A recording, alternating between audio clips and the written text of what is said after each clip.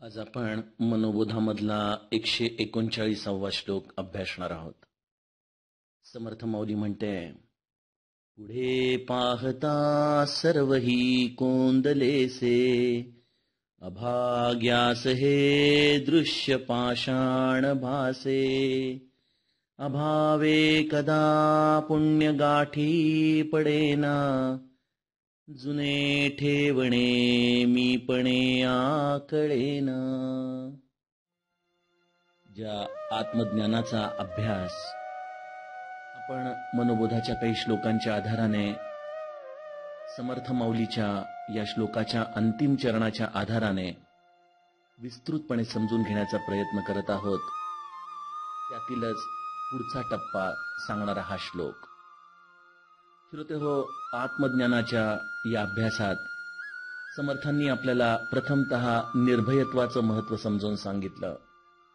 संतांच्या जीवनाचा उद्देश ते आपल्या आयुष्यात का येतात, कारण की आपल्या जन्माचं प्रयोजन आपण विसरलेलो आहोत. त्या प्रयोजनाचा आपल्याला ध्यास लागावा, यासाठी संत आपल्या जीवनात येऊन आपल्याला या भगवंताच्या प्राप्तीचा मार्ग दाखवत असतात. एवढं सांगूनही आपल्याला आपल्या ध्येयाचा विसर पडतो, कारण की तो सच्चिदानंद ज्याला आपण शोधत आहोत, त्याला जी शोधण्याची दृष्टी आहे ती आपली बहिर्मुख आहे.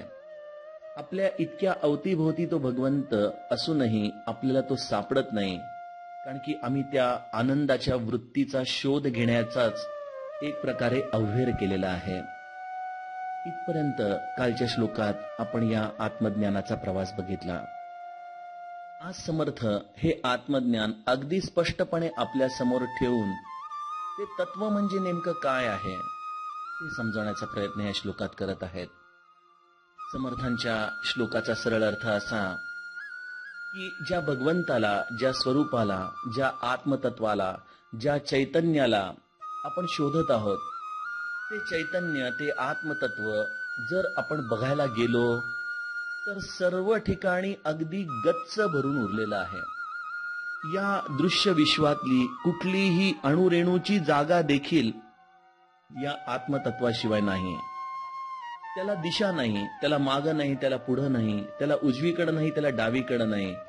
तुम्ही जी दिशा म्हणाल तेच त्याचं तोंड आहे.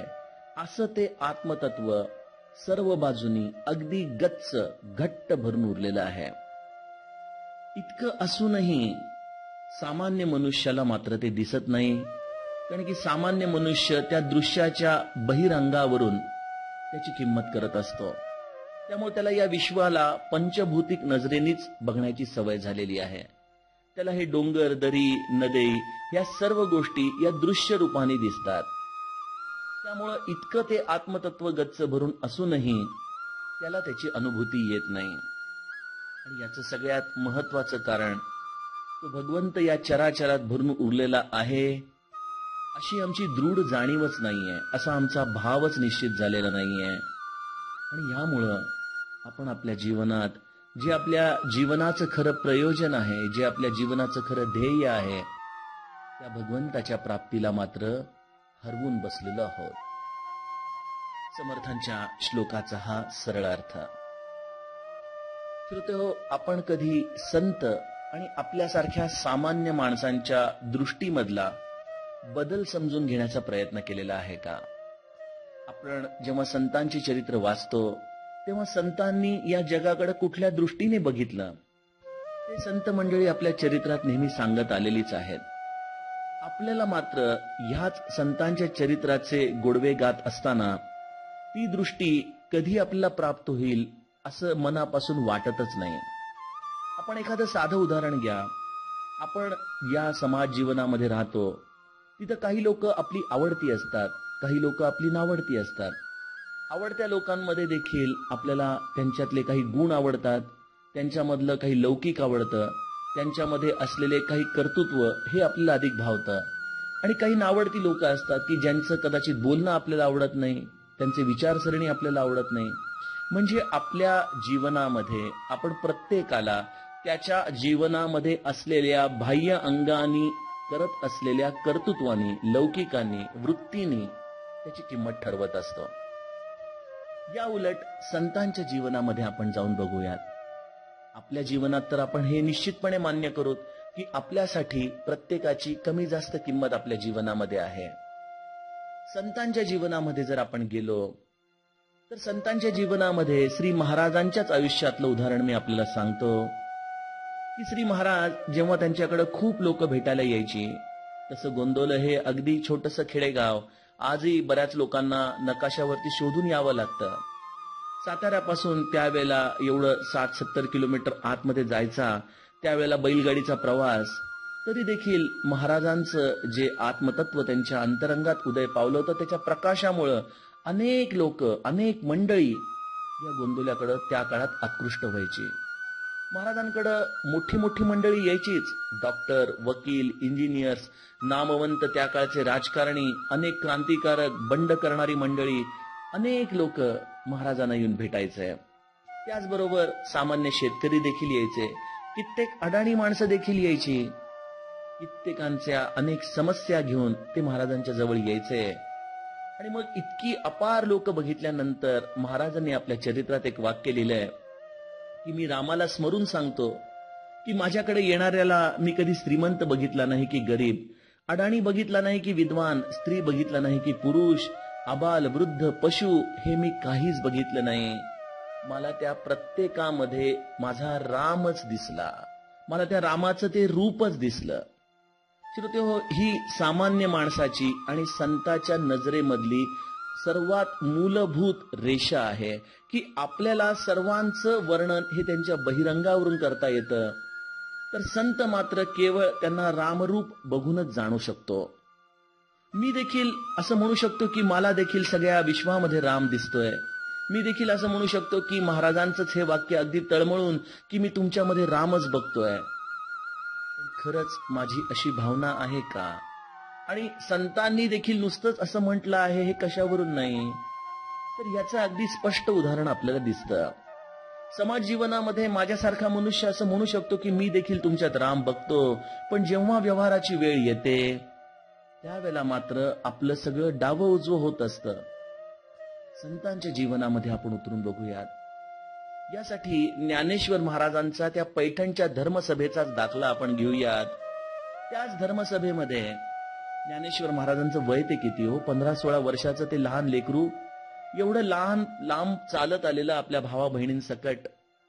आणि तिथं आल्यानंतर त्या धर्मसभेने त्यांना एक प्रकारे त्यांचा धिक्कार केला. त्यावरती ज्ञानेश्वरांनी अगदी विश्वासाने त्यांना सांगितलं की तुमच्या आणि माझ्यामध्ये प्रत्येकामध्ये हे आत्मतत्व समसमान भरून उरलेलं आहे. त्यामुळं आपण असं जातपात, कुठल्याही प्रकारचा ज्येष्ठ कनिष्ठ भाव ठेवू नये. यावरती तिथं उभे असलेल्या धर्मपंडितांनी त्यांना सांगितलं, अरे वा, आता तुझ्याकडून आम्ही धर्म समजून घ्यावा का? तुझ्याकडून आम्ही अध्यात्म समजून घ्यावं? आत्मा समसमान भरलाय म्हणतोस ना, थांबा बरं. असं म्हणत बाहेरून जो शेतकरी आपल्या गाई म्हशी रेड्यांना घेऊन बाहेर पडला होता, त्या रेड्याकडं बोट दाखवत ते म्हणतात की अरे, ह्याच्यामधला आणि तुझ्यातला आत्मा देखील सारखाच आहे असं म्हणणं आहे तुझं. यावरती ज्ञानेश्वर महाराज अत्यंत विश्वासाने, चेहऱ्यावरची त्यांची प्रतिभा जणू काही अत्यंत स्फुरून आली होती आणि अत्यंत विश्वासाने म्हणतात, होय, त्याच्यामधलं आणि माझ्यामधलं आत्मतत्व हे समसमान आहे. असं म्हणताच ते म्हणाले, मग ह्याच्या मुखातून तू वेद म्हणून दाखवू शकशील का? ज्ञानेश्वर महाराजांनी फक्त आपले डोळे मिटून घेतले, पांडुरंगाची प्रार्थना केली आणि त्या रेड्याच्या मस्तकी हात ठेवताच काय ते आश्चर्य हो. आज 800 वर्षाचा काळ होत गेला तरी आजही त्या प्रसंगाने अंगावरती रोमांच येतो की त्या रेड्याच्या मुखातून वेद उच्चारण होऊ लागलं. सर्व जनतेने ऐकलं, सगळ्यांनी ऐकलं. अनेक जण येऊन त्यांच्या पाया पडले. संत देखील या अग्निपरीक्षेमधून जातात, मी तुमच्यामध्ये रामच बघितला असं ते मुखाने नुसतं म्हणूनच थांबत नाहीत, तर जेव्हा वेळ प्रसंग येतो तेव्हा त्या रेड्याच्या मुखातून देखील ते वेद म्हणून दाखवू शकतात. श्रोतेहो, आजच्या काळामध्ये मी ब्लूटूथ टेक्नॉलॉजी ऐकलेली आहे की 2 मोबाईल, 2 कम्प्युटर हे एकमेकांना डेटा ब्लूटूथनी देऊ शकतात. दिसत नाही पण तो ट्रान्सफर होतो. अहो, हे आजच्या युगातले सगळे आधुनिकतेचे चोचले, पण ज्ञानेश्वर महाराजांनी तर कुठलं ब्लूटूथ ऑन केलं की त्या रेड्याच्या मस्तकी हात ठेवला आणि आपल्या अंतरंगातलं ज्ञान त्या रेड्याच्या मुखातून बोलले. कुठला डाटा ट्रान्सफर झाला असेल, काय झालं असेल नेमकं? श्रोतेहो, यामध्ये एकच गोष्ट घडली, ती म्हणजे चराचरामध्ये व्यापून उरलेला, जो अगदी गच्च भरून उरलेलं जे आत्मतत्व आहे, त्या आत्मतत्वावरती ज्ञानेश्वरांची निसंशय भावना होती. आणि या निसंशय भावनेपोटी जेव्हा त्यांनी अगदी काकुळतीने साथ घातली, त्या क्षणी ते आत्मतत्व त्या रेड्याच्या मुखातून बोललं.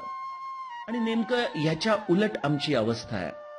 आम्ही शब्दाच्या आधाराने सगळं बोलू, आम्ही म्हणू की सगळ्या चराचरामध्ये राम भरलेला आहे, पण आमची खरी तशी भावना नाहीये. श्रोतेहो, श्री महाराजांच्या जीवनामध्ये असे अनेक प्रसंग घडायचे की जेव्हा ते लोकांना समजून सांगायचे की तुम्ही फक्त शब्दाच्या आधाराने बोलता, पण तुमच्या अंतरंगाची खरंच तशी जाणीव झालेली नाहीये.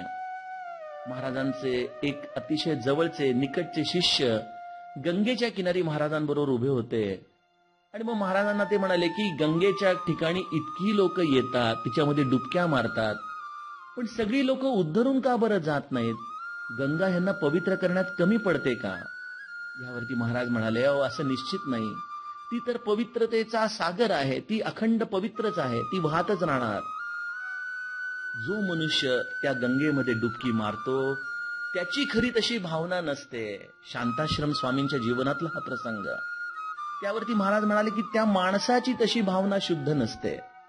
शांताश्रम स्वामींचा महाराजांच्या या बोलण्यावर विश्वास बसला नाही. ते म्हणाले, मी तुम्हाला दाखवतो भावना कशी शुद्ध नाहीये. यावरती त्यांनी दुसऱ्या दिवशी त्या शांताश्रम स्वामींच्या अंगाला बरीच फडकी बांधली, पोतं त्यांच्या भोवती गुंडाळलं आणि ते म्हणाले की आता मी बघा तुम्हाला सांगतो की मनुष्याची भावना कशी शुद्ध नाहीये. असं म्हणून ते गंगेच्या किनारी अगदी जोरजोरात म्हणू लागले की माझ्या या भावाला झालेला कुष्ठरोग आहे हो, हा कुष्ठरोग जो कोणी त्याला मिठी मारेल त्याच्याकडे तो जाईल आणि माझा भाऊ हा पूर्णपणे त्यातून बरा होऊन जाईल. पण एक आहे की त्या माणसाची जर भावना शुद्ध असेल आणि जर त्यांनी गंगेमध्ये त्या शुद्ध भावनेने स्नान केलं तर त्याचा देखील कुष्ठरोग निघून जाईल. असं म्हणता क्षणी कुष्ठरोग घेण्यासाठी जेवढी लोक काही पुढे आली होती ते सगळेजण मागं हटले. एवढ्या सगळ्या गर्दीतून फक्त एकच तरुण आला, त्याने मिठी मारली आणि तो गंगेमध्ये स्नान करून आला. यावरती महाराज त्यांच्याकडे वळून म्हणतायत की तुमच्या लक्षात आलं का की एवढी सगळी मंडळी गंगेच्या जवळ येतात, पण गंगेमध्ये स्नान केल्यानंतर माझी पापं धुतली गेली, मी पूर्णपणे पुण्यश्लोक झालो, ही आमची भावना नाहीये. आम्ही सगळा परमार्थ हा वरपांगी करतो, बाह्यांगाने करतो, आम्ही अंतरंगामध्ये शिरून करत नाही. आणि म्हणून आम्हाला हे दृश्य जग हे नेहमीच भेदानी भरलेलं दिसतं. या विश्वामध्ये सर्वत्र हा भगवंत भरलेला आहे. मूळ तत्वरूपाने देखील तो आणि तोच आहे. भागवतामध्ये तर हे संपूर्ण ब्रह्मांड म्हणजे भगवंताची नाभी मानण्यात आलेलं आहे. ज्ञानेश्वरांनी याला चिदविलास म्हटलेलं आहे. सर्वत्र या भगवंताची जाणीव भरून उरलेली आहे असं दासबोधांनी म्हटलेलं आहे. या सगळ्या ग्रंथांचा आम्ही अभ्यास करू, पण विश्वामध्ये भरलेली ही चेतना आम्ही जोपर्यंत अनुभूतीने जाणत नाही तोपर्यंत आम्हाला कळणार नाही. आणि ही अनुभूती न येण्याचं कारण आमचा खरा अभाव आहे. आमच्या मनामध्ये ती दृढ निष्ठाच नाही की हा भगवंत आहे आहे आणि आहे. आपण प्रल्हादाची गोष्ट ऐकतो, आपण प्रल्हादाचे अनेक श्लोक वाचतो, त्यामध्ये देखील त्याच्या वडिलांनी त्याला जेव्हा सांगितलं की या खांबामध्ये भगवंत आहे, त्यांनी देखील निसंशय भावनेने सांगितलं की होय आहे. आणि तो होय आहे म्हणताच तो नृसिंह कसा प्रगटला हे सांगणे न लगे. श्रोतेहो, आमच्यासाठी हे सगळं दृश्य जग भेदानी भरलं असल्यामुळं आम्ही याला भगवंत जर कुठं आहे दाखवायचं म्हटलं तर आम्ही मंदिराकडे बोट दाखवत, आम्ही त्या मंदिराच्या सगुण मूर्तीकडे बोट दाखवत. पण या सगुण मूर्तीकडे देखील बघताना आमची दृष्टी तो भगवंत नसून, त्याची ती जाणीव बघण्याची नसून, त्या भगवंताचंच, त्या पाषाणाचंच बाह्य रूप बघण्यामध्ये मग्न असते. आणि सगळा परमार्थ हा जाणीवेचा आहे, अंतरंगाचा आहे. आणि ही जाणीव जर बघायची असेल, या जाणीवेची जर संवेदना घ्यायची असेल तर त्याच्यासाठी एकच मार्ग, तो म्हणजे आपल्या अंतरंगातल्या जाणीवेला ओळखायचं. त्यासाठी नामा इतका प्रभावी उपाय नाही बघा. आपण भगवंताचं नाम कसं घ्यावं, श्री महाराज किती सुंदर सांगतात की आपण भगवंताचं नाम मुखानी घ्यावं, वैखरीनी घ्यावं. त्या वैखरीचा आवाज, त्याची स्पंदनं आपणच आपल्या कानाने ऐकावीत आणि ती ऐकता ऐकता आपल्या स्वतःच्या देहाचा आपल्याला विसर पडावा. ज्या क्षणी आपल्या देहाचा आपल्याला विसर पडला, त्या क्षणी आपल्या अंतरंगातली जाणीव प्रगटायला सुरुवात झाली. जशी जशी आपल्या देहाचा विसर पडल्याने जाणीव प्रगटली, तसं तसं विश्वानी देखील आपलं पंचमहाभौतिक स्वरूप विसरायला सुरुवात केली आणि त्याच्यामध्ये असलेली जाणीव विश्वरूपामध्ये त्या चैतन्य रूपाने आपल्याला जाणवू लागली. असं हे आत्मज्ञानाचं शास्त्र आहे. काम करायचंय ते माझ्या आतमध्ये करायचंय. विश्वाला भगवंत म्हणून बघायचं असेल, या विश्वाला जाणीव रूपाने बघायचं असेल, या विश्वाला चैतन्य रूपाने बघायचं असेल, तर काम करायचंय माझ्या अंतरंगामध्ये. एक आमच्या मॅनेजमेंटमध्ये फार सुंदर वाक्य असतं की think globally but act locally. सगळ्या जगाचा विचार करा, विश्वाचा विचार करा, संतांच्या जीवनाचा विचार करा, सगळं मान्य आहे, पण काम तुमच्या आतमध्ये करायचंय. काम तुम्हाला तुमच्या आतमध्ये उतरूनच बघायचंय. आणि ह्यासाठी भगवंताचं नाम हे माध्यम आहे. त्या भगवंताच्या नामाचा अजपाजप, नाम जपा श्वासोश्वास, हे जे संतांचं सांगणं आहे, हा सहज समाधीचा मार्ग आहे. या सहज समाधीच्या आधाराने आपण आपल्या अंतरंगातली चेतना, आपल्या अंतरंगातली जाणीव ही प्रगट करू शकतो. आणि ही जाणीव प्रगटायला लागली की विश्वामध्ये भरून उरलेला तो परमात्मा आपल्यासाठी उघडकीला येतो बघा. आणि हे संतांनी जाणलं, हेच ज्ञानेश्वर माऊलींनी केलं आणि त्यामुळे त्या रेड्याच्या मुखातून वेद उच्चारण झालेलं आहे. श्रोते हो, आम्ही सगळेजण आज अभागी आहोत या दृष्टीने, कारण की असे प्रापंचिक असूनही, मनात इतक्या इच्छा वासना असूनही संतांनी आपल्याला आपलं म्हटलं, आपल्यामध्ये सामावून घेतलं, त्यांचा प्राण असलेला नाम आपल्याला दिलं. मी तुलसीदासांचा सिद्धांत आपल्याला नेहमीच सांगतो की आमच्यासारखे विषयामध्ये असलेल्या लोकांना संतांनी सामावून घेतलं.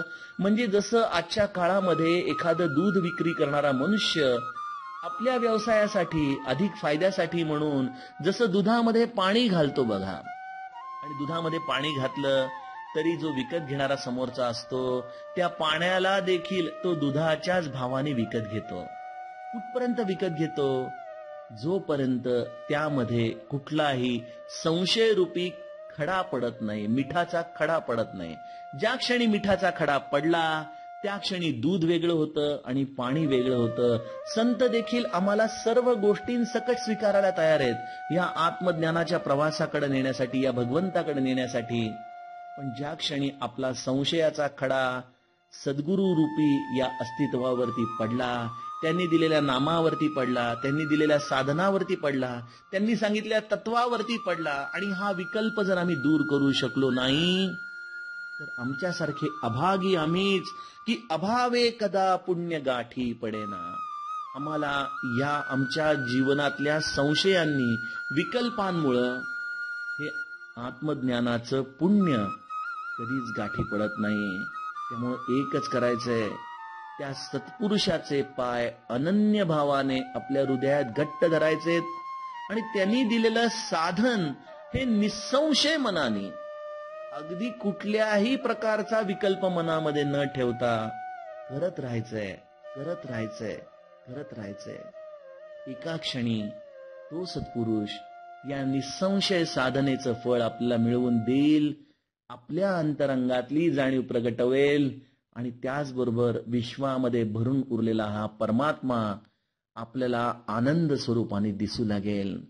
श्रोते हो, असं हे अगम्य आत्मज्ञानाचं शास्त्र केवळ गुरुकृपेने प्राप्त होतं. त्यामुळे सद्गुरूचे पाय अनन्य भावाने हृदयात धरा. जानकी जीवन स्मरण. जय जय राम.